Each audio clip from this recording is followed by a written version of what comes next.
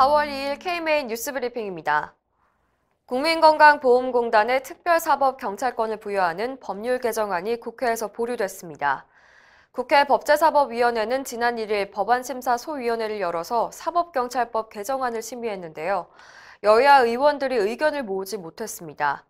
이날 자유한국당 위원들은 건보공단 특사경 권한부여 효과에 따른 증빙자료가 부족하다고 지적하면서 개정안 심사 중단을 요구했고 사무자 병원 개설을 원천적으로 봉쇄할 방법을 먼저 고안하라고 지적했습니다. 이에 송기현 소위원장은 복지부와 건보공단의 증빙자료 보완을 지시하고 다음 소위에서 다시 논의키로 결정했습니다. 법제사법위원회는 오는 6월 다시 열릴 예정입니다. 이 같은 소식에 대한의사협회는 2일 국회 논의 결과에 공감하며 자율정화를 더욱 강화하라는 의미로 받아들인다면서 국민건강 보호를 위해 사무장 병원 척결에 노력하겠다고 밝혔습니다. 인공혈관 공급 중단 위기가 가까스로 해결됐다는 소식을 얼마 전에 전해드렸는데요. 제2의 인공혈관 사태가 우려됩니다. 소아심장수술에 사용하는 고호사의 봉합사도 바닥을 드러내기 시작한 겁니다. 메디컬타임스에 따르면 고호사의 봉합사는 흉부외과, 특히 소아심장 수술에는 대체 불가능한 치료재료인데요. 일부 대형 대학병원 흉부외과 의료진을 통해 확인한 결과 심장 수술에 사용하는 봉합사 보유 분량이 10개 미만으로 당장 공급이 시급한 상황입니다. 고호사 측은 공급 의사를 밝혔지만 문제는 역시 가격에 있습니다. 봉합사는 고호사가 철수한 이후에 3천여 개를 쓸 정도로 많은 양을 필요로 하는데요. 인공혈관 사태 이후 가격 협상 주도권이 고호사 측에 넘어간 상황에서 봉합사가 급여로 산정하면 기존 대비 4, 5배 수준의 가격이 형성될 전망이라는 것입니다. 사정이 이런데도 보건복지부 관계자는 가격 때문에 공급에 차질이 생기는 일은 없을 것이라는 입장입니다. 한의사의 현대의료기기 사용을 지지하는 정치권 인사들의 발언에 의료계는 유감을 표했습니다. 한의사협회가 총회를 열고 올해를 현대의료기기 확보 투쟁 원년으로 선포했다는 소식 어제 전해드렸는데요. 이날 더불어민주당 추미애 의원을 포함한 일부 정치권 인사들은 한의학의 현대의료기기 사용을 지지하면서 의학과 한의학이 협업해야 한다는 등의 발언을 했습니다.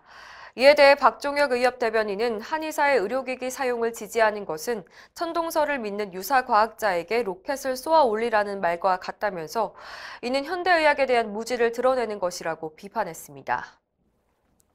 의료계의 강력 대응에도 불구하고 정부가 한방춘하요법 급여화에 이어 첩약급여화 시범사업계획까지 발표하면서 비난이 쏟아지고 있습니다. 바른의료연구소는 정부가 한방첩약 시범사업의 근거로 제시한 연구 보고서를 분석한 결과 첩약의 안전성과 유효성을 입증하지 못했고 첩약의 표준화 역시 불가능함을 인정했다고 밝혔습니다. 또한 첩약급여화가 경제성에서도 심각한 결격 사유가 있다는 비판도 있습니다. 바이어는 현재 첩약을 처방하는 대부분 증상이나 질환은 이미 급여에 등재된 수천 원에서 수만 원 정도의 의약품으로 치료할 수 있음에도 불구하고 첩약은 무려 수십만 원의 비용이 들어간다고 꼬집었는데요. 첩약급여화로 막대한 건강보험료를 투입해야 하고 건강보험료 인상도 불가피하다는 점도 비판했습니다. 바이어는 근거 없이 추진되는 첩약급여화를 강행하는 것은 정부와 건보공단의 심각한 직무유기라고 강조했습니다. 식사 시간 30분, 전공의들은 한 끼 식사도 아닌 하루 식사 시간이 30분이라고 합니다. 가천대 길병원 전공의 사망 사건 이후 전공의의 열악한 근무 환경이 조명됐지만 의료 현장은 여전히 개선되지 않았다는 조사 결과가 나왔습니다. 대한전공의협의회에 따르면 전공의들은 피로를 해소할 물리적인 시간을 보장받지 못하고 있는 것으로 나타났는데요. 약 90%가 휴게 시간이 보장되지 않거나 휴게 시간이 언제인지 알 수 없다고 밝혔습니다. 전공의 84%는 휴게 시간이나 식사 시간이 있어도 대개 또는 항상 방해받는다고 답했는데요. 이 중에는 자기 전까지 하루 30분 정도 식사 시간이 있다.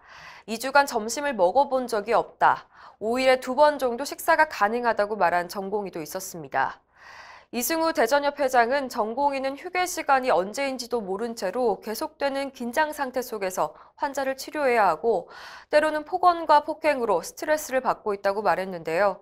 안전한 진료 환경을 위해서 야간 당직 시 담당하는 환자 수를 제한하거나 입원 전담 전문의 제도를 확대하는 것이 시급하다고 강조했습니다. 이상으로 뉴스 브리핑을 마칩니다. 자세한 사항은 의협신문을 참고하시길 바랍니다.